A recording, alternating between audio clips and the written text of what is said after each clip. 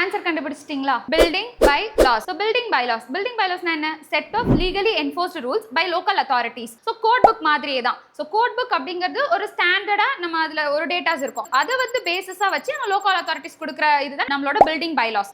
As of இந்த code book மாதிரி தான். இந்த வேல்யூஸ்லாம் எதுக்கு கொடுக்குறோம்? சேஃப்டிக்காகவும் அந்த கவர்ன் த கன்ஸ்ட்ரக்ஷன் அண்ட் டெவலப்மெண்ட்காகவும் தான். ஃபார் எக்ஸாம்பிள், நம்மளோட மினிமம் பிளிந்த் ஹைட் வந்து above the ground level 450 mm இருக்கணும். Carpet area should not be less than 9.5 metre square இருக்கணும் for habitable area. அதே மாதிரி 50 to 60% of the plinth area வந்து நமக்கு கார்பெட் ஏரியாவா கொடுக்கணும். இந்த மாதிரி நிறைய டேட்டாஸ் வந்து நம்மளோட பில்டிங் பை லாஸ்ல இருக்கும். சோ நெக்ஸ்ட் क्वेश्चन உங்களுக்கு இங்க டிஸ்ப்ளே ஆகும்.